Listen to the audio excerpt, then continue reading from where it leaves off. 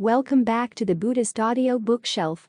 Today, we embark on a profound exploration of the teachings of Venerable Master Chin Kung in a talk titled To Understand Buddhism. Within these words of wisdom, we will uncover the essence of Buddhism, delving into its core principles and gaining a deeper understanding of this ancient philosophy. Venerable Master Chin Kung's insights offer clarity and guidance on the path to enlightenment. Join us in this audiobook journey as we absorb the timeless wisdom that has touched the lives of countless seekers. Get ready to expand your knowledge and connect with the profound teachings of Buddhism. As you are well aware, the Buddha highly encourages each one of us to learn and practice Buddhism to better ourselves and help spread the Buddha's teachings for the enlightenment of all. We have diligently done our part by creating this audiobook for you. Now, we kindly request your assistance in sharing this valuable reading with others. Your support through subscriptions, likes, and shares is immensely appreciated.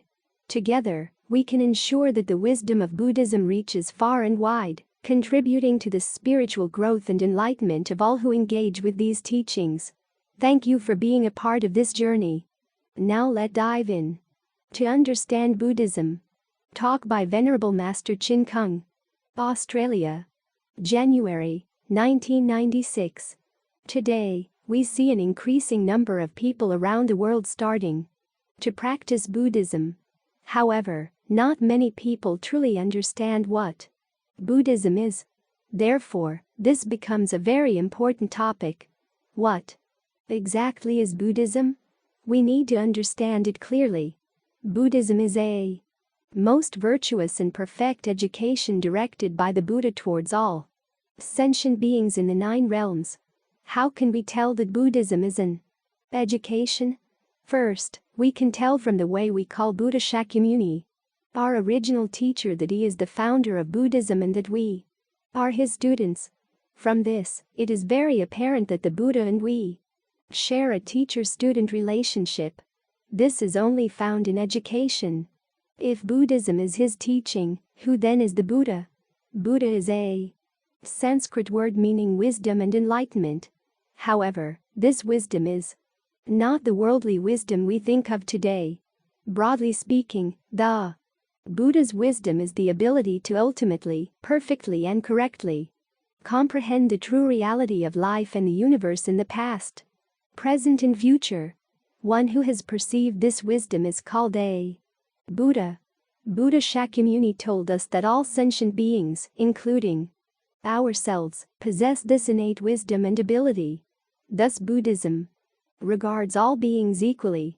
Although we are equal in origin, presently, we cannot see this because everyone's wisdom and abilities differ.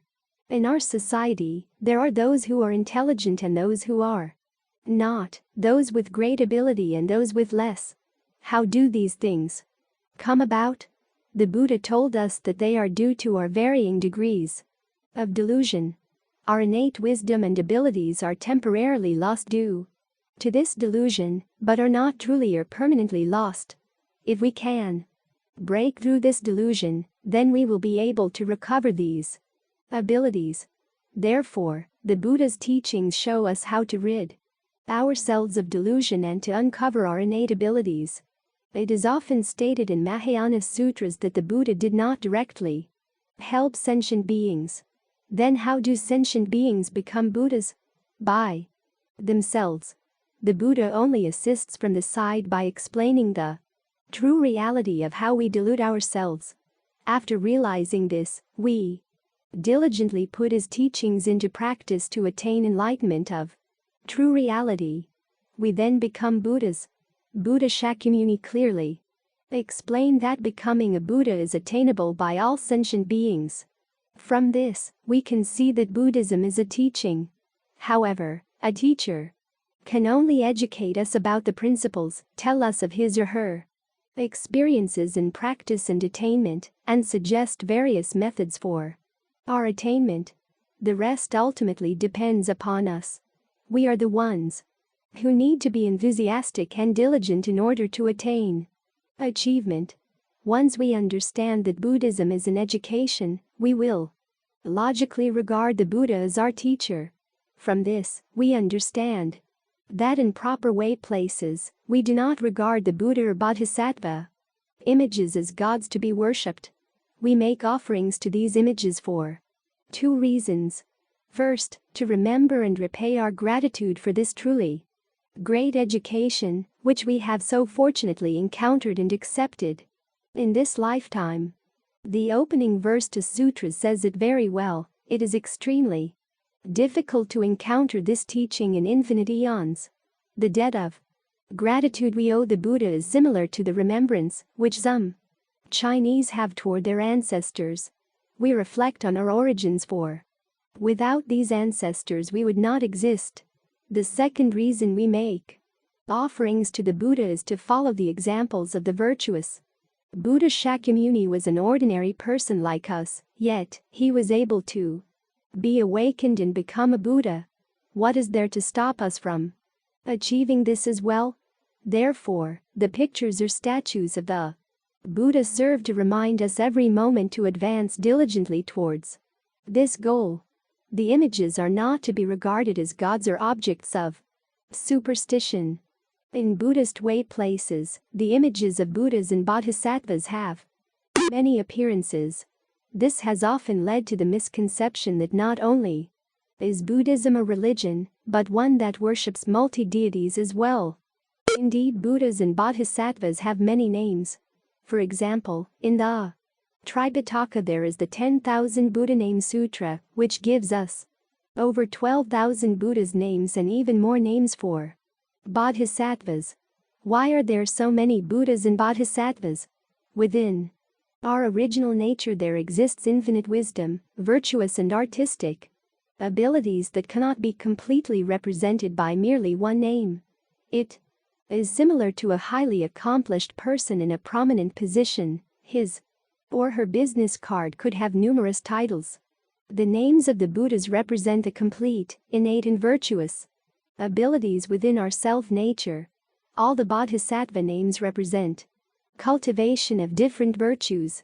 The original abilities within our self-nature are infinite, but temporarily lost. Without genuine cultivation, we will not be able to uncover any of them. All the Buddha and Bodhisattva names are none other than ourselves. Once we understand this, we will realize that a high level of artistry represents the styles of the Buddha's teachings. For example, sculptures and pictures can express the Dharma. Understanding the true meaning of these images will help one to gain the true benefits of the Buddha's teachings.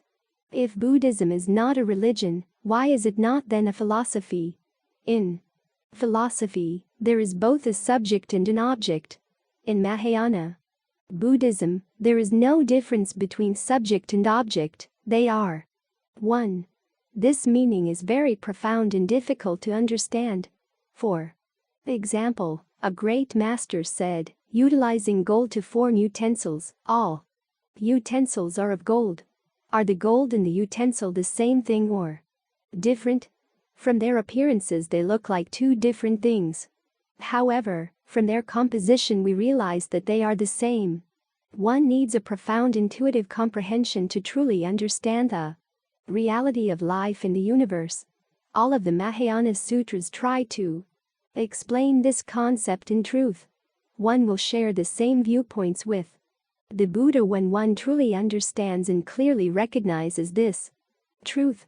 Ordinary people, like we, are deluded. In what way? Because we see everything in opposition to the other, not knowing that in reality, that everything is actually one and not two. From the intrinsic nature of Buddhism, we proceed to the goal of the Buddha's teachings. This goal is to break through delusion and achieve enlightenment. The Buddha pointed out to us why we are leading lives of suffering and why the 6 realms of reincarnation exist. It is so because the wisdom and virtuous abilities in our original nature have yet to be uncovered. Thus, all our viewpoints and ways of interacting with life in the universe are incorrect. The erroneous acts committed due to these incorrect viewpoints and ways have resulted in the suffering of reincarnation within the 6 realms. The goal of the Buddha's teachings is to help and guide us to break through our delusion, to be awakened and escape the suffering and to obtain happiness. What do we seek in Buddhism? We seek Anattara Samyak Sambodhi, the perfect complete enlightenment. The Buddha teaches and hopes that all of us will attain this ultimate enlightenment, in other words, will become a Buddha. The perfect complete enlightenment can be explained as 3 levels: Arhats, Bodhisattvas and Buddhas. The first is proper enlightenment. In our world, there are some very intelligent and wise people, such as scientists, philosophers and religious leaders. They have reached higher realization than most people have. However, although they may have reached a certain level of realization, the Buddha would not recognize their knowledge as the proper enlightenment because they have not severed their afflictions. They still dwell on the rights and wrongs of others, on greed, anger, ignorance and arrogance. They still harbor wandering, discriminatory thoughts and attachments. In other words, their minds are not pure. Without the pure mind, no matter how high the level of realization one reaches, it is still not the proper enlightenment. In Buddhism, the standard for proper enlightenment is the pure mind, from which wisdom arises. It is the wish of all Buddhas that we attain this proper enlightenment. This is the level or degree of an Arhat and is similar to attending a university to earn an undergraduate degree. Therefore, Arhat, Bodhisattva and Buddha are titles similar to degrees of enlightenment attained in Buddhism. Those who achieve proper enlightenment are called Arhats. Arhats do not have illusory or misleading thoughts and viewpoints. They do not dwell on the rights and wrongs of others, or on thoughts of greed, anger, ignorance or arrogance. From this, we can comprehend intuitively the difference between Buddhism and worldly education. From the Buddha, we learn the true teachings and proper enlightenment. Only with this proper enlightenment can one escape all sufferings to obtain true happiness. As human beings, we undergo the sufferings of birth, old age, sickness, and death. We do not attain what we seek, are parted with our loved ones, and find ourselves in the presence of those whom we resent or even hate. We are surrounded by all these sufferings with no apparent way of being truly free. Only after learning Buddhism will we be able to reach genuine liberation. The Flower Adornment Sutra explains to us, all sentient beings possess the same wisdom and virtuous capabilities as the Buddha, but these qualities are unattainable due to wandering thoughts and attachments. This clearly explains the root cause of our problems. Practicing Buddhism is to accord with the teachings of the Buddha, to rid us of wandering, discriminating thoughts and attachments. Thus, we uncover our pure mind, in turn giving rise to true wisdom, which is proper enlightenment. Therefore, Buddhas and Bodhisattvas would not recognize the intelligent and worldly wisdom, as it lacks the pure mind, the proper enlightenment. Upon attaining proper enlightenment, one has the ability to transcend the endless cycles of birth and death, not to mention the ability to solve everyday problems. Whether talking about the Buddha's education or worldly education, it is essential to understand the concept of delving deeply into one method in order to attain achievement. This is especially so in Buddhism. One who truly wishes to learn effectively needs to follow only one teacher and practice only one path to ensure a smooth journey. When following 2 teachers with 2 different paths, one is bound to become confused as to which path to take. Even worse, following 3 teachers catches one at a T street. With 4 teachers one is caught at a cross street. Today's young people like to learn a lot, but fail to attain a good result. The problem lies with being caught at those cross streets, confused as to which way to take. For one to succeed and attain achievement in practicing Buddhism, one needs to follow just one teacher and concentrate on just one method. What is this achievement? True achievement is attaining a pure mind. Upon achieving some degree of pure mind, one will have fewer afflictions and thus an increase in true wisdom, enabling one to solve problems in this world and beyond. Without this true wisdom, there is no way to truly solve problems. Therefore, true wisdom is essential in leading a happy and fulfilling life. On a broader scale, it can help us to solve society's problems. Today there are many intelligent politicians who thought they were very smart but have ended up bringing their countries to the brink of disaster, as well as putting their citizens through much misery. What is the reason for this? These leaders have not severed their afflictions, discriminating and wandering thoughts, and attachments. Consequently, their first consideration is their own benefit, their self-attachment. The Buddha taught us to attain true wisdom by first breaking free of our own viewpoints. Without this wisdom, one could misinterpret the meanings within the Mahayana Sutras.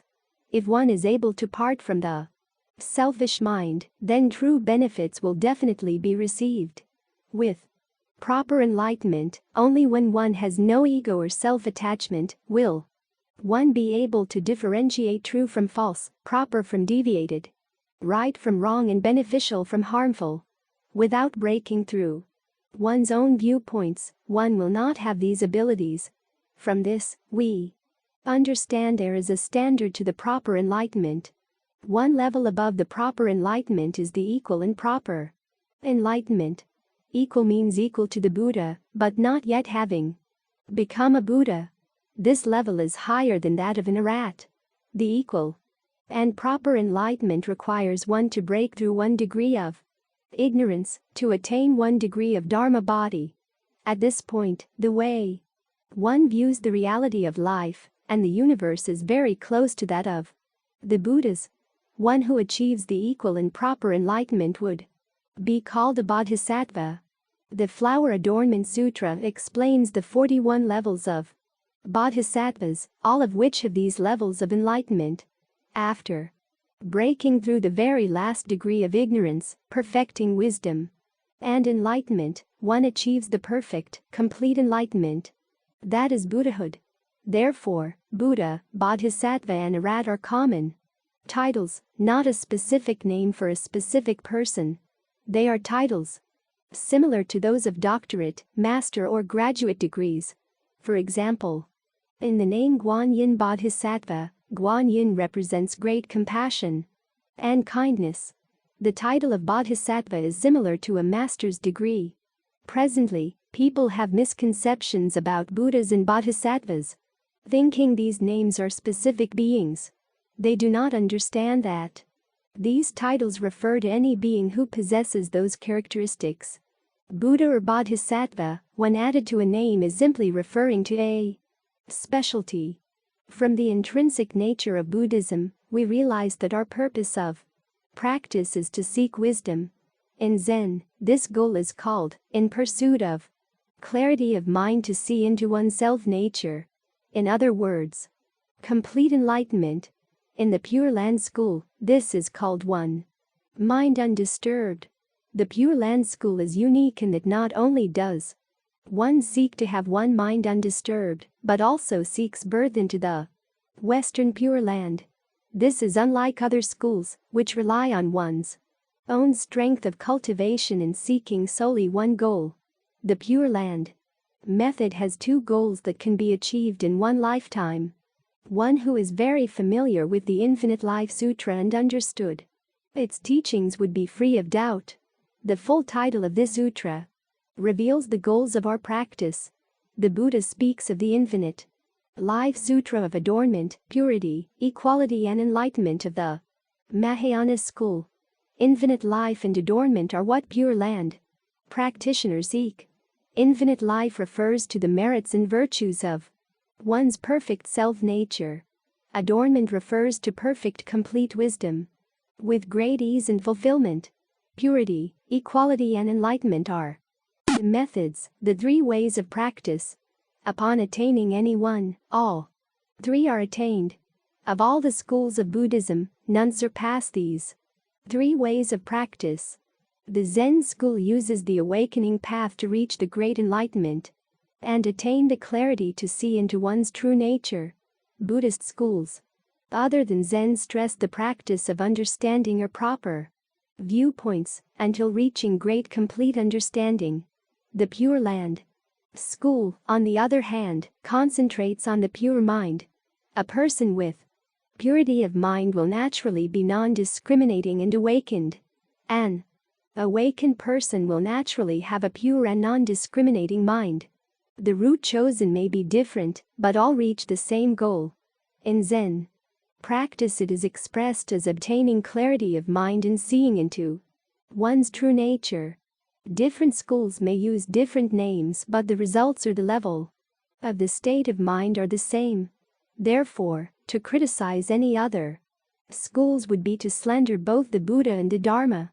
All these methods were passed down to us from Buddha Shakyamuni. Choosing any path will enable one to attain achievement. How can we say that one method is better than another? From all these different methods, we just need to know how to choose the one method that is most suitable for us and our level. First, if the level of the method we chose were beyond us, making it difficult to practice, we would not succeed easily with that method. Second, it needs to be suitable and convenient for our manner of living. Third, it needs to be compatible with modern society, because we cannot separate ourselves from society or other human beings. Therefore, we need to consider these factors to choose our method of cultivation. However, no matter which method one practices, it is essential to be rid of self-viewpoint and attachment in order to obtain the benefits from practice.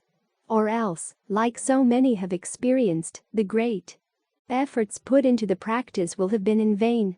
Some practitioners have felt that even after years of practice they have achieved virtually nothing, even to the point of feeling that they were better off before they practiced. It seemed as if the more they practiced, the worse they felt. All this comes from having chosen a method that was unsuitable for them. This is similar to choosing an unsuitable major in school.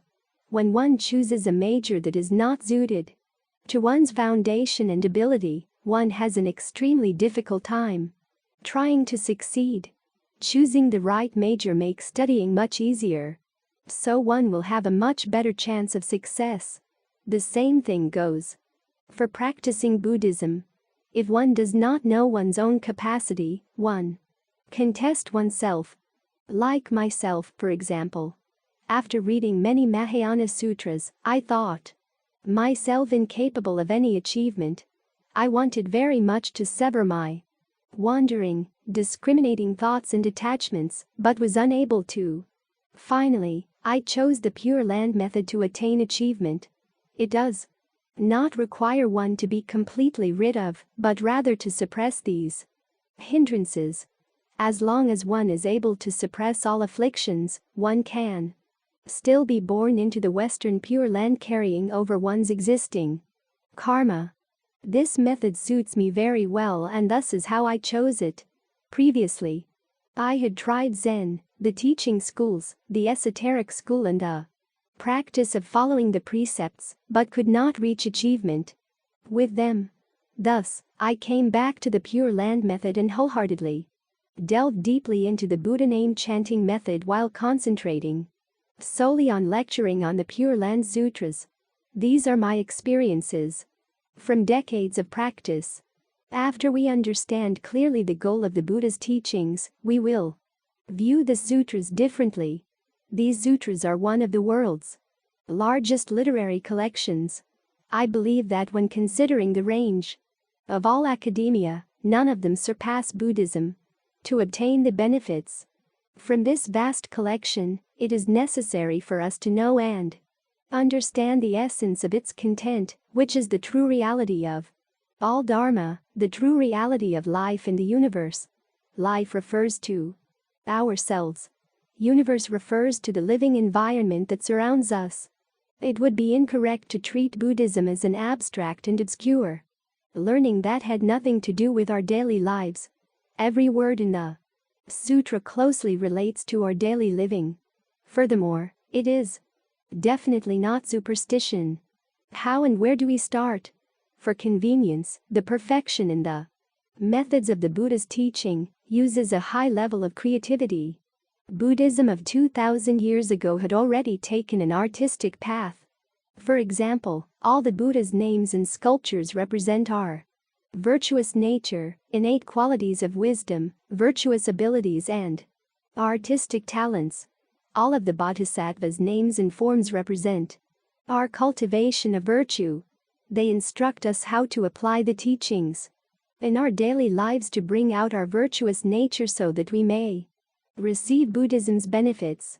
In Chinese Mahayana Buddhism, 4 great bodhisattvas represent our order of practice and level of achievement. The first is Earth Store Bodhisattva.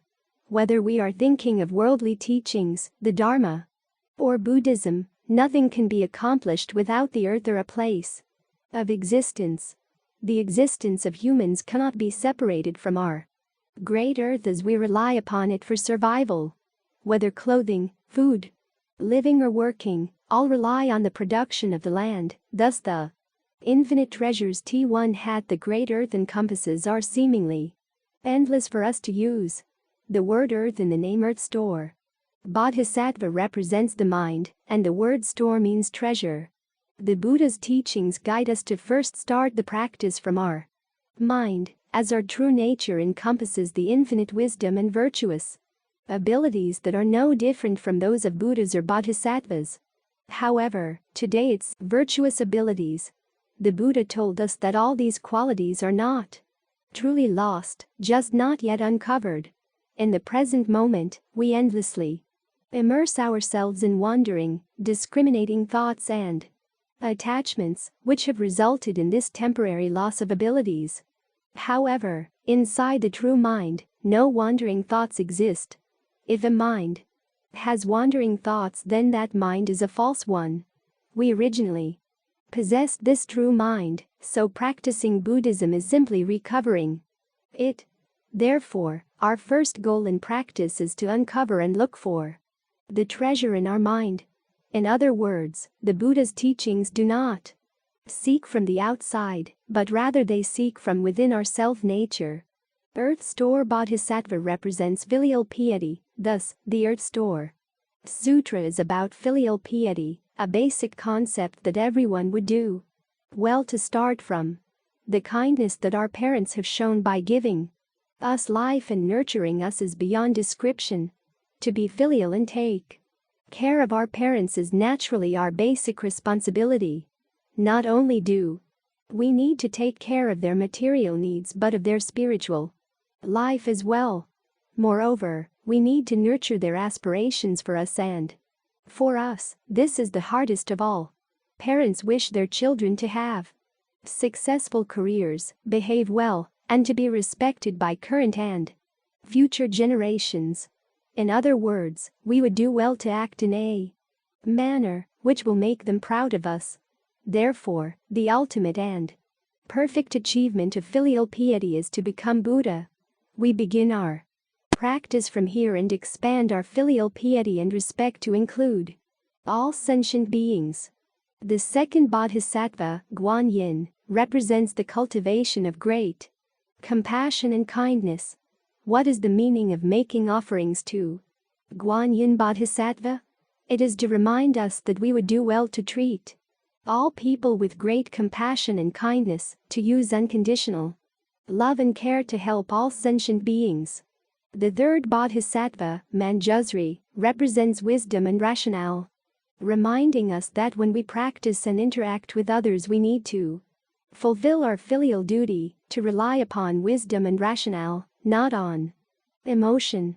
The fourth bodhisattva, the great Samantabhadra, universal worthy, represents carrying out the cultivation truthfully, applying filial piety, compassion, kindness and rationale in our daily lives.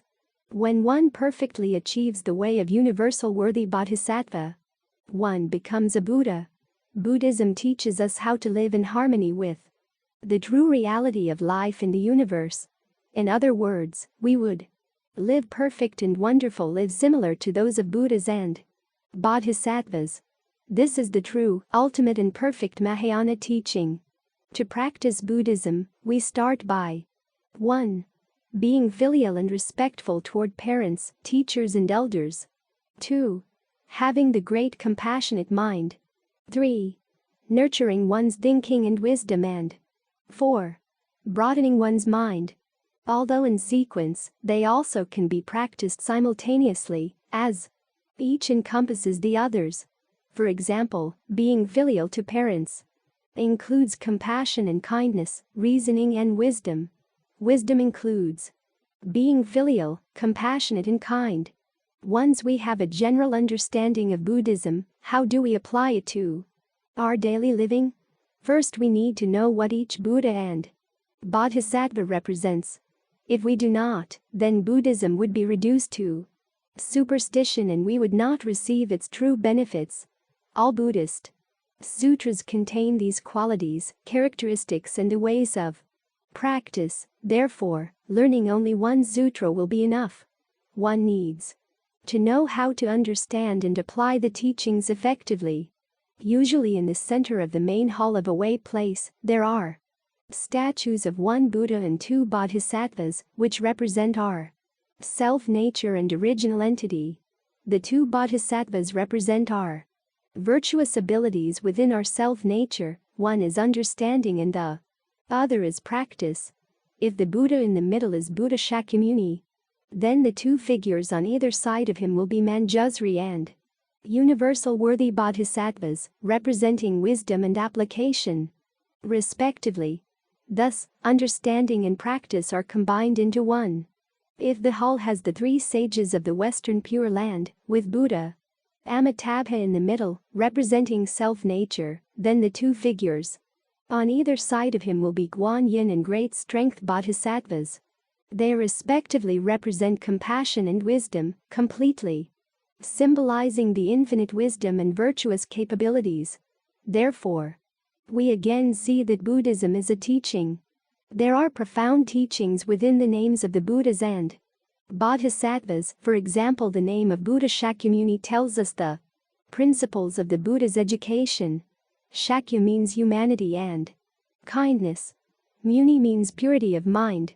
The teaching of these two qualities are advocated because people in our world lack compassion and kindness, and are often selfish.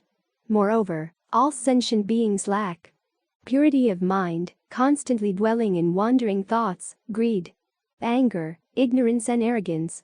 Any bodhisattva who becomes a Buddha in this world will be named Shakyamuni to teach us the remedy for our problems.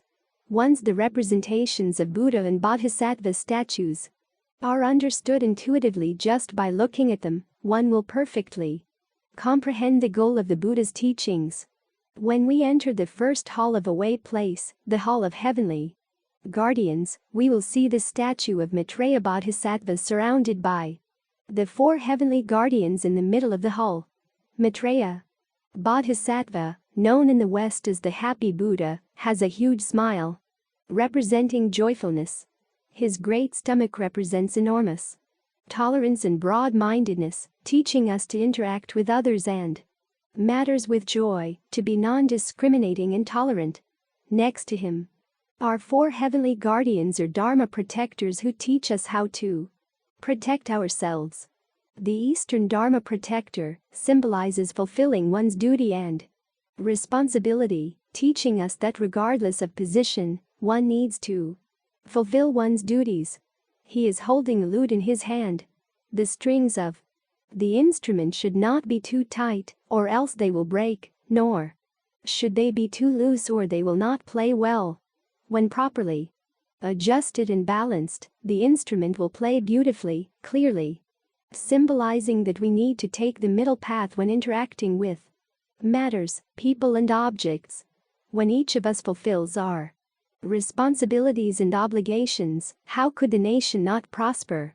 The Southern Dharma protector symbolizes improvement in daily advancement. Not only do matters need to be taken care of appropriately, continuous improvement also needs to be sought. In his right hand, the southern Dharma protector holds the sword of wisdom and in his left hand a ring symbolizing the perfection of wisdom, showing us that one needs to use wisdom in seeking improvement. The sword symbolizes how one needs to sever afflictions before they are out of control. The third and fourth heavenly guardians are the western and the northern Dharma protectors, representing comprehensive vision and listening respectively. Both teach us to observe and listen more carefully as well as to read numerous books and travel to many places. For comprehensive learning, they teach us to do well in our job, to adopt the good qualities as well as to disregard the shortcomings of others. The Western Dharma protector represents far-sighted observation and holds a dragon or snake. The dragon or snake symbolizes constant change. In his other hand, he holds a bead, symbolizing principles. People, matters and objects in society undergo changes constantly. One needs to observe very carefully and thoroughly to have a firm grasp on the principles within in order to be able to control this dragon or snake. The northern Dharma protector holds an umbrella to prevent one from being contaminated. This reminds us that within a complex society, one needs to know how to protect one's body and mind from pollution and corruption. From these examples, we can see that the artistic aspects of the Buddha's education are truly beautiful. Unfortunately, many people regard these Dharma protectors as gods to be worshipped, which is totally wrong. After establishing Pure Land learning centers in several countries, we set 5 guidelines for Pure Land practitioners to follow. These 5 guidelines were extracted from the 5 Pure Land Sutras to be applied in daily living. The first guideline is the 3 conditions, extracted from the Visualization Sutra, which provides a very important foundation for cultivation. The Buddha stated in the sutra that these 3 conditions are the proper causes of which all the Buddhas from the past, present and future practice their pure karma. In other words, all the people who became Buddhas perfected these as their foundation. Thus, we cannot disregard them. The first condition concerns the good fortune of heavenly beings and humans. Before one can become a Buddha or a Bodhisattva, one needs to first become a good person. The criteria for this are a. Being filial and respectful toward parents, teachers, and elders. b. Being compassionate and not killing any living being and c. Practicing the 10 good conducts. With this first step, we begin to practice Buddhism.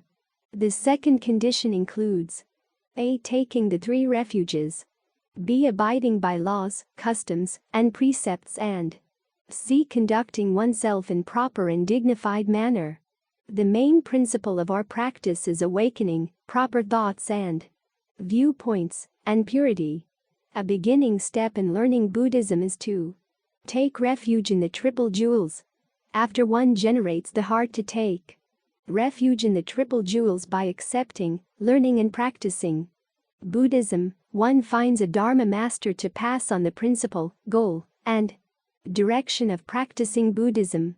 The Triple Jewels are the Buddha, the Dharma and the Sangha.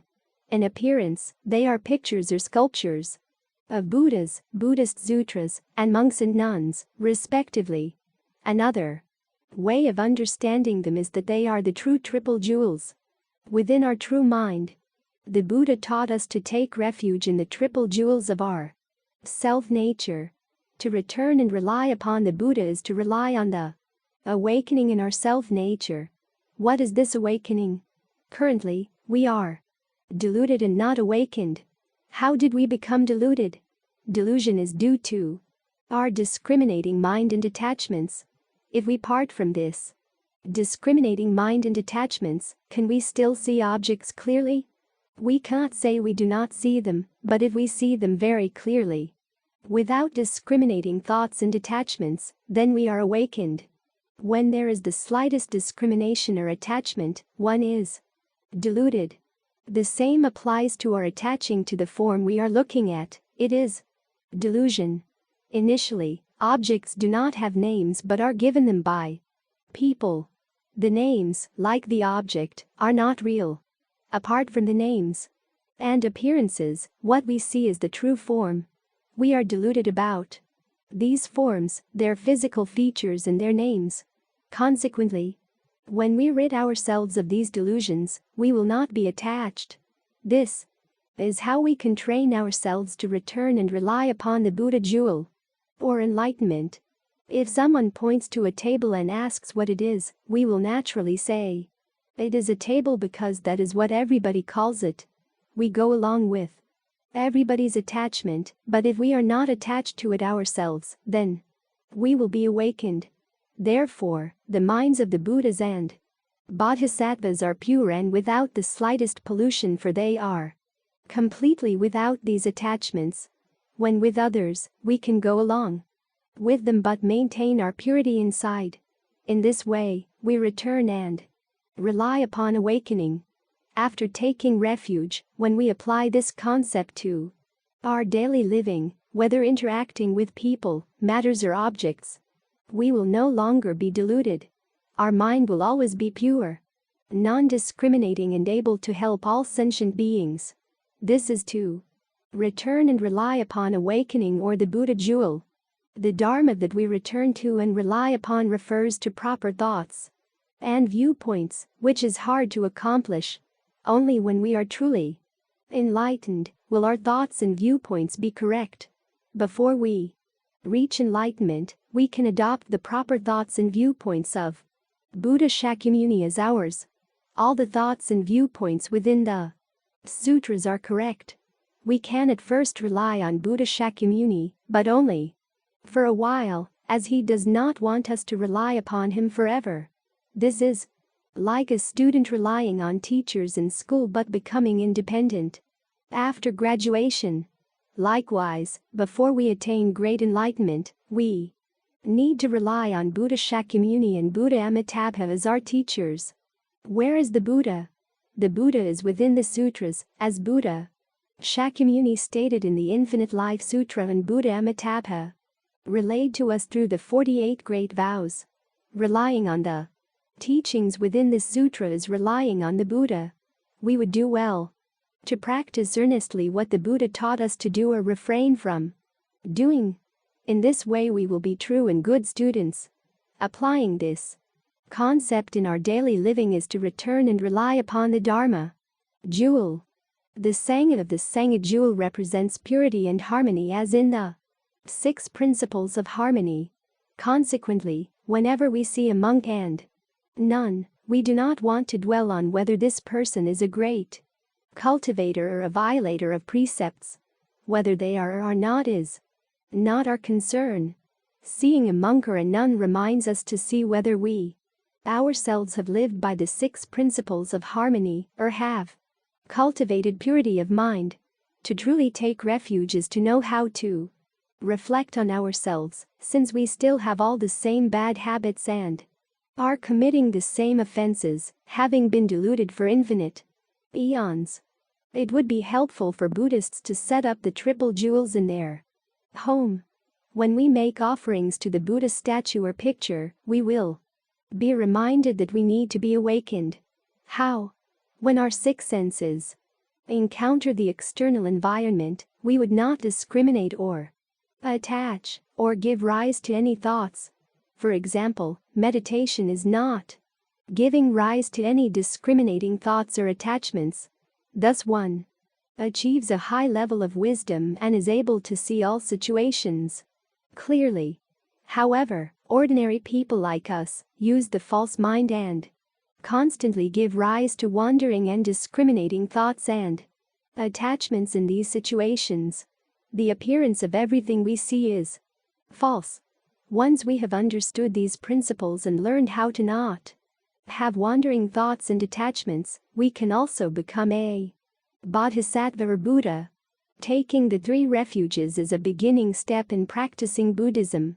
From there, we proceed on to the foundation of Theravada Buddhism, then to Mahayana Buddhism for the 3rd condition, which is comprised of a. Generating the Bodhi mind. B. Deeply believing in the law of cause and effect. C. Reciting and upholding Mahayana sutras, and D. Encouraging others on the path to enlightenment. Before practicing Mahayana Buddhism, we need to generate the bodhi mind. Bodhi means awakening, thus, the bodhi mind is an awakened mind. How will one be awakened? When one first realizes and understands that this world is full of sufferings. Upon careful and rational observation of society, we may find our conclusions frightening. Looking back over the last 30 years, we see that people used to be kinder and more considerate, whereas people nowadays are more selfish and usually only think of benefiting oneself at the expense of others. This selfishness has created a chaotic world, making even the climate abnormal. Therefore, the first thing in generating the bodhi mind is to realize that this world is filled with suffering and that the Western Pure Land is filled with bliss. True awakening is when one seeks to escape these sufferings, then to attain happiness. Second, awakening is the aspiration to benefit and help all sentient beings, to think of others and not of oneself. What are the urgent needs of sentient beings? There is nothing more important than the Buddha's teachings. Thus, our most pressing need is nurturing and training lecturers to continue to pass on Buddhism. Today, due to our advanced printing skills, numerous sutras have been distributed throughout the world, but regretfully, few people lecture on them. Since people have the tendency to misunderstand the meanings within the sutras, we need qualified people to lecture and explain them. Today, the best way to benefit others is to train lecturers and at the same time gain innumerable merits. We work toward this goal with a great tolerant mind, not just for one way, place, area or country, but for the whole world. If only one country prospers and the others are poor, the poor will envy and resent the prosperous, leading to conflicts or worse. How could one pass the days peacefully knowing this? If everyone is prosperous, then all will be happy and peaceful.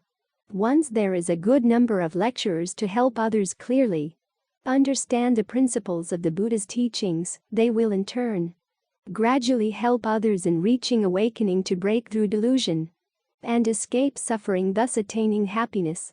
This is the most beneficial way for one to put the bodhi mind into practice.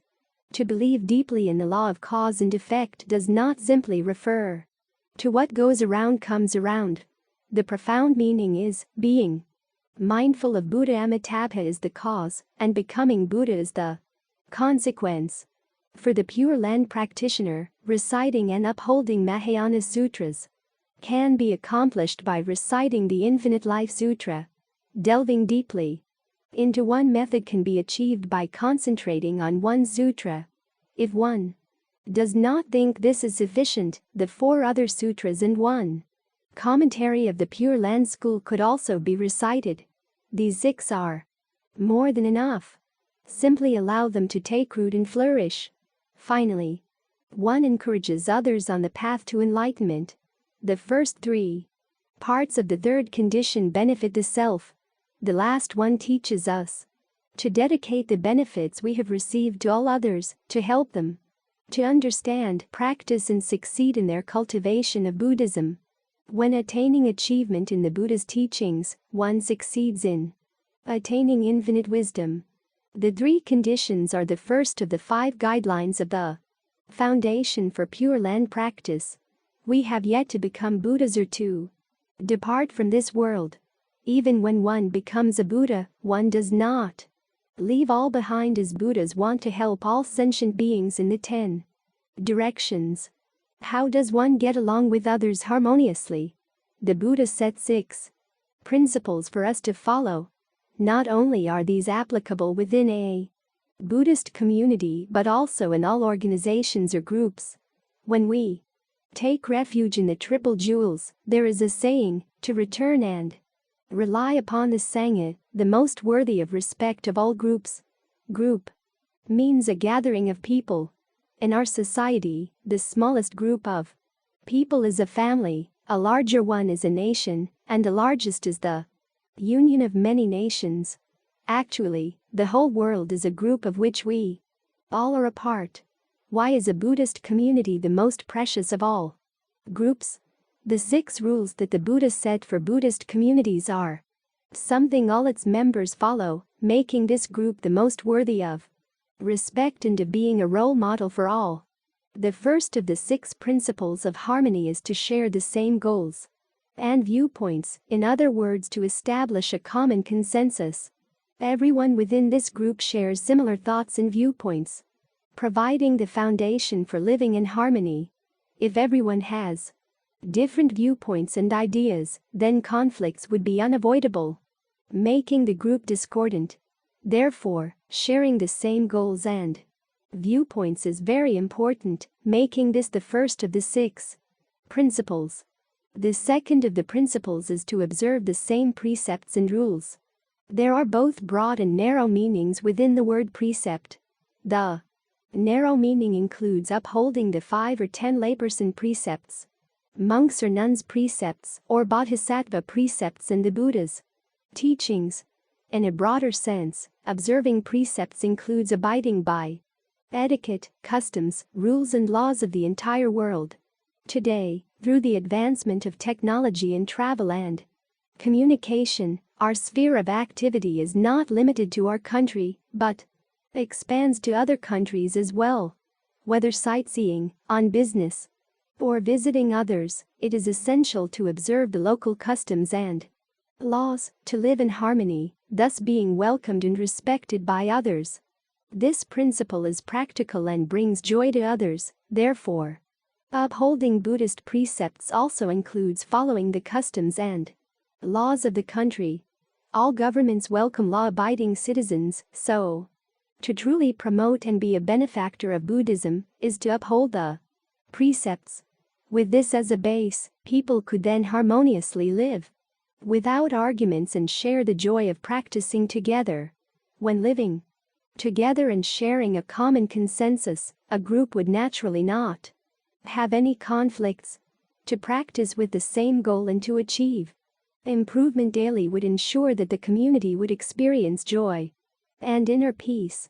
The last of the 6 principles is to share benefits equally. Benefits refer to our daily necessities. A Sangha does not merely represent a community of monks and nuns. At home, the family can also practice Buddhism in accord with the 6 principles of harmony to make up a Sangha. Even within a company, everyone, from the employer to the workers, can practice Buddhism to make up a Sangha. Therefore, Sangha has a very broad meaning. Within a Sangha, one strives to share benefits. For left-home people it means having the same manner of living, from the abbot to one with no formal responsibilities within the community. Everyone shares the same manner of living, with no special treatment. We would do well to live by the 6 principles of harmony to learn how to better get along with others.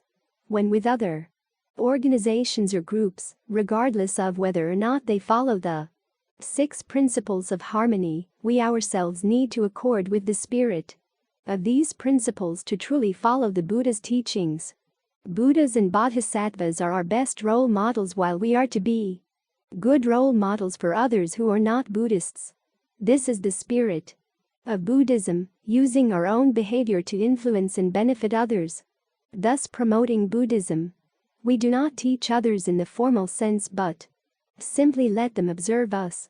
Thus our daily conduct and practice can unobtrusively and imperceptibly help to influence and change others, like Buddhas or bodhisattvas manifesting in this world to teach sentient beings. The third guideline is the 3 learnings: self-discipline, concentration and wisdom. The 3 learnings summarize all the teachings from Buddha Shakyamuni and all the Buddhas in the past, present and future. The great canon of sutras is divided into 3 sections. Sutras, Vinaya or precepts, and Sastras or commentaries. Sutras include the teachings of meditation, Vinaya includes the Teachings of self-discipline or precepts. Sastra includes the teachings of wisdom. These three learnings of self-discipline, concentration and meditation represent the core of the Buddha's teachings. The teachings of precepts place most emphasis on rules, regulations and laws. The earth has 4 seasonal changes: spring, summer, autumn and winter. We need rules and laws to successfully interact with people and matters, thus enabling the members of society to enjoy a wonderful and fulfilling life. A world absent of law and order is a world of chaos. Although one may possess good fortune and wealth, one may still be unhappy, living in fear and insecurity. Why? We have discarded law and order. The precepts thoroughly explain the principles, methods and the level of mind we need to bring about law and order. The 3 learnings clearly explain this concept. We practice the Buddha's teachings in order to attain the ultimate perfect wisdom. Once we uncover this inner wisdom, we will know the true reality of life in the universe, including how to restore our original abilities. The Buddha told us that all sentient beings possess a Buddha's wisdom and virtuous abilities. While the knowledge of the past, present and future is part of our original ability, they are unfortunately covered and hidden by our delusion. Delusion occurs when the mind-heart is not still, while an enlightened one remains unaffected. When our 6 senses encounter the environment, our mind-heart moves, giving rise to wandering thoughts. The Buddha taught numerous ways to practice so we can remain unaffected in all situations, not giving rise to any wandering, discriminating thoughts or attachments, thus recovering our original capabilities.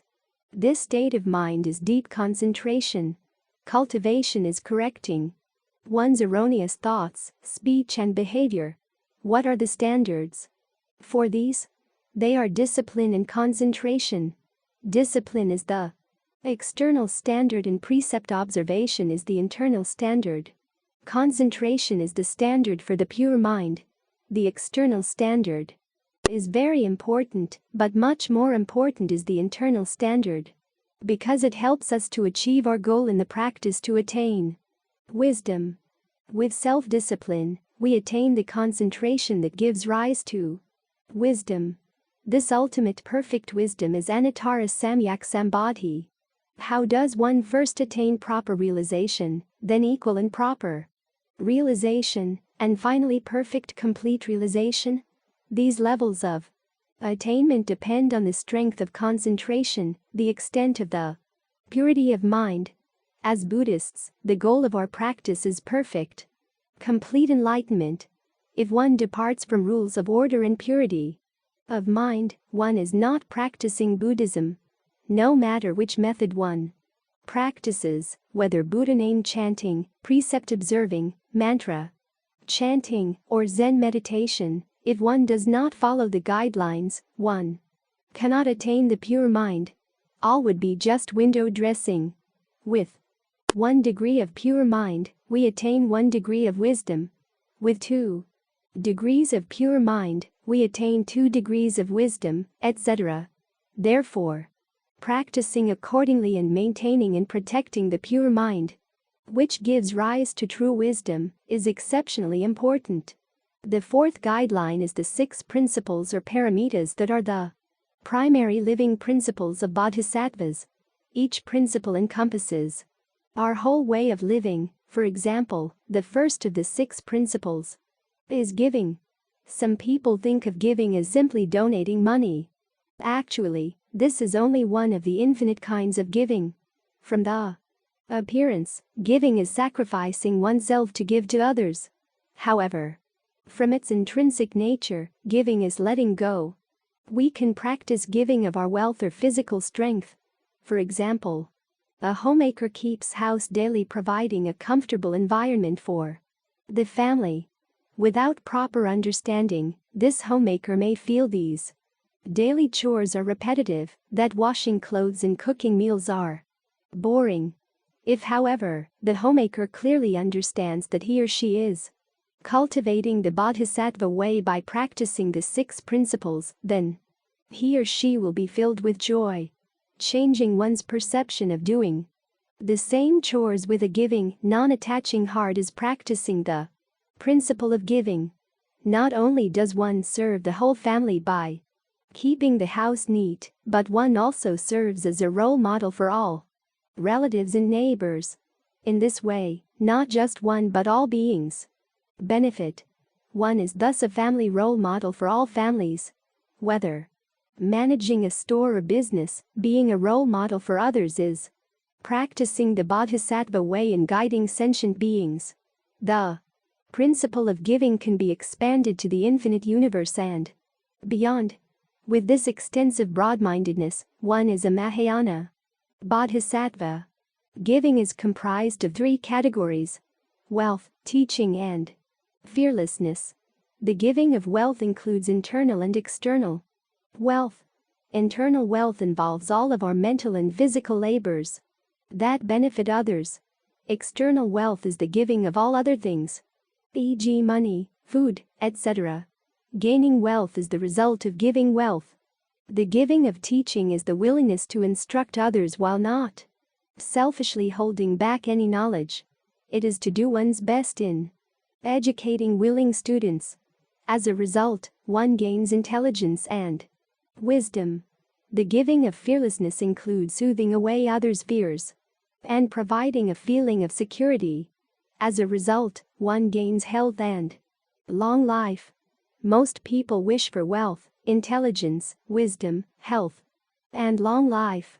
When there is a good cause, a good reward will follow. One does not receive a reward without first planting the good cause. By practicing all 3 kinds of giving, one perfectly attains all these rewards. Observing carefully, we will see that there are not many who have all they wish for. Some wealthy employers do not possess great intelligence or wisdom, but have intelligent and wise employees working under them, following their instructions. These intelligent and wise employees have cultivated wisdom in their past lives but did not cultivate good fortune. On the other hand, these employers cultivated good fortune but did not cultivate wisdom. Cause and effect may be complex, but not hard to distinguish. Thus, using Buddhist principles to observe society enables one to know how to conduct oneself in the future. In reality, true wisdom is more important than good fortune. Wealth is good fortune, but how one uses and allocates wealth requires a high level of wisdom. Without wisdom, possessing wealth may lead one to create infinite bad karma from bad deeds, thinking one is doing good. Without wisdom, one is unable to distinguish true from false, proper from deviated, right from wrong, or beneficial from harmful. Often one is ignorant of having conducted oneself in an erroneous manner. All these principles are explained very clearly in Liao Fan's 4 lessons. Within good and bad there exists true and false, half and full, right and wrong. From its appearance, what may appear to be a true good deed, due to changes in its nature some time later, can turn out to have been a bad one. On the other hand, what may initially appear to be a bad deed can turn out to have been a good one. Therefore, one needs insight to understand the outcome of all good and bad deeds and not to judge them by their initial appearance. One needs a high level of wisdom to understand deeply and to be far-sighted enough to distinguish correctly the truth. The second principle is precept observation, which also has a broad meaning. One follows the Buddha's teachings, accords with the customs of society, and abides by the rules and laws of a country. In both the spirit of the law as well as the letter, all rules and laws need to be followed. The third principle is patience. Patience includes long-term patience, whether interacting with people, matters, or objects. As the Buddha explained in the Diamond Sutra, all dharma is attained from patience and endurance. To succeed in either worldly or spiritual dharma, one must have patience. Without it one cannot attain achievement. Having this patience to endure what others cannot, one achieves what others cannot. Only then will one accomplish great deeds. The fourth principle is diligence. Diligence is seeking focused improvement daily, not trying to advance in many different directions. Advancing with diligence to a certain level, one attains concentration. This concentration does not simply mean cultivating while sitting in a lotus position facing a wall. It is to have a firm hold of one's mind and not to be influenced by external conditions.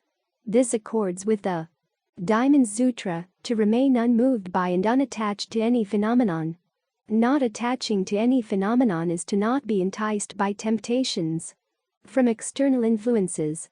One achieves concentration when one is unmoved by all phenomena, such as the advancement of scientific technology, so confusing yet dazzling to our eyes.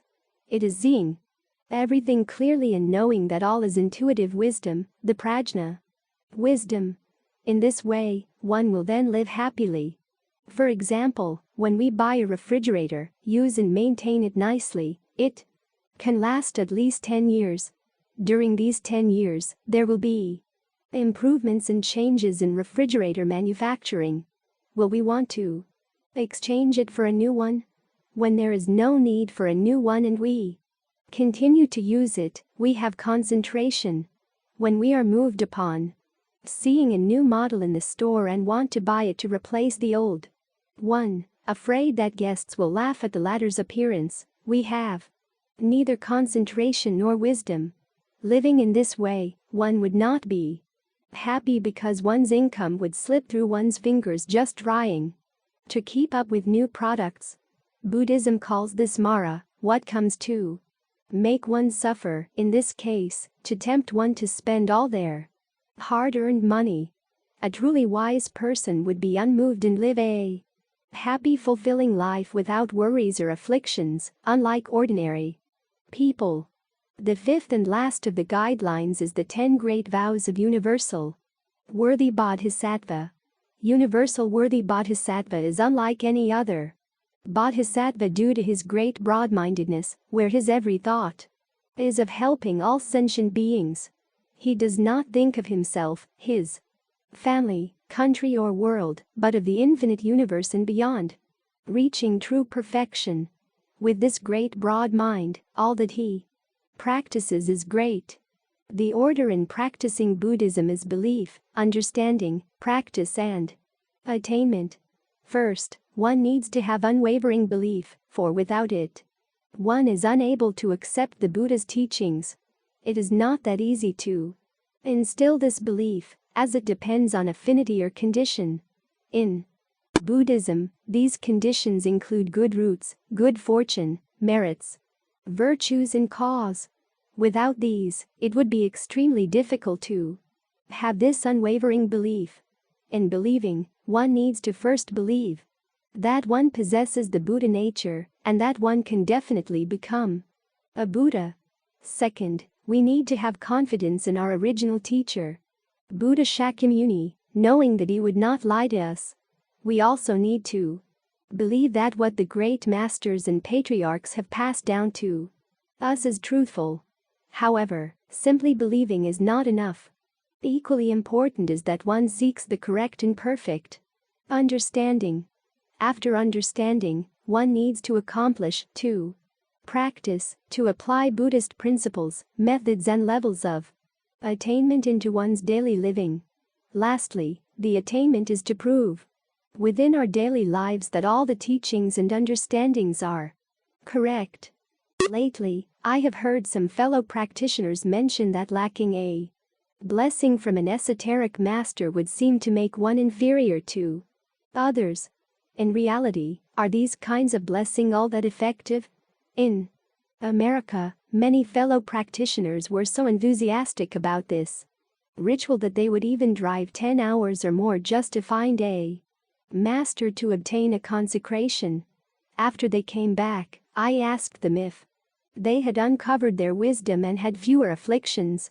They honestly shook their heads and said no. I said, if a consecration is achieved by sprinkling a few drops of water on the head, then one might as well go take a shower to receive a great consecration. Not understanding the true characteristics and meanings behind all the rituals reveals a very sad phenomenon in Buddhism. Mr. Nyan Chu Wang, who was an esoteric master, stated very clearly in his commentary of the Infinite Life Sutra, the consecration is a blessing of compassion and kindness. One's head symbolizes the act of instilling in the person the outstanding teachings of the Buddha. Today, as we practice the Pure Land method, we know that the Infinite Life Sutra is a very important sutra, thus is a supreme dharma. Passing on the Infinite Life Sutra and the Amitabha Sutra to others brings them a great consecration. Reciting this sutra once is to receive consecration once from all the Buddhas in the 10 directions. Reciting the sutra twice is to receive consecration twice from all the Buddhas. Therefore, one needs to understand the method in practicing, to start from the foundation of the 3 conditions. As I said earlier, the first condition is to be filial and respectful toward parents and teachers, to be compassionate and not kill any living being, and to cultivate the 10 good conducts. Cultivation begins from here. If one thinks that one cannot accomplish the above, then no matter how one practices, it is only superficial. It is important for one to practice earnestly to accomplish these conditions, or one may not attain the true benefits from the Buddha's teachings. Ultimately, we return to the Pure Land method. Why? To return to the Pure Land method is what all Buddhas recommend we do. In the Amitabha Sutra, all the Buddhas in the 6 directions praise the Pure Land. In the Infinite Life Sutra, Buddha Shakyamuni was very clear in praising Buddha Amitabha as the most respected, with the brightest of light, the king of all Buddhas. When returning to and relying upon a Buddha who would be better than the best, Buddha Shakyamuni did not ask us to return and rely upon himself, but rather upon Buddha Amitabha, for he is the ultimate Buddha of all Buddhas. In the Flower Adornment Sutra, we see that Manjusri and universal worthy bodhisattvas sought birth into the Western Pure Land. If the Western Pure Land were not so remarkable, why would these 2 bodhisattvas of the Wadzan world want to go to this particular Pure Land? The Infinite Life Sutra explains why one would want to chant Buddha Amitabha's name and be born into the Pure Land. If one would recite the Infinite Life Sutra more often and listen to lectures on it, one would come to a deeper and more meaningful understanding and cultivation. If we do not wish to spend more time and energy to seek the truth of life in the universe, then following the teachings within this sutra would be sufficient and perfect. Why? In the future, after we are born into the Pure Land, our wisdom, virtuous abilities and enjoyments will be equal to those of Buddha Amitabha. We will then clearly understand the truth of life in the universe. Thus, as ancient wise people often said, the Pure Land method is a shortcut to the ultimate enlightenment. Using other methods, we take a long circuitous route to achieve enlightenment. Seeking birth into the Pure Land is the shortcut that ensures us of attaining enlightenment in one lifetime. From this, we know that this method is outstanding and beyond comparison. All Buddhas, Bodhisattvas and past patriarchs praise this method. It is a rare opportunity for us to encounter it in this lifetime. As is said in the opening verse of the sutras, difficult to encounter in infinite eons. Having encountered it in this lifetime, it would be unbearably sad to let this rarest of opportunities pass us by. It occurs so infrequently in infinite eons, we need to hold on tight, to not let go, to learn and practice it as earnestly and sincerely as we can. Thank you for your attentive listening. This marks the conclusion of To Understand Buddhism, a profound talk by Venerable Master Chin Kung. We extend our deep appreciation for your support. Your likes, shares, and subscriptions hold immense significance, as they are the catalysts that will undoubtedly expand the reach of these teachings. Your simple actions will help ensure that the wisdom imparted in this talk reaches a wider audience, fostering a community of enlightenment and understanding. We are grateful for your participation in this journey, and your contribution is invaluable.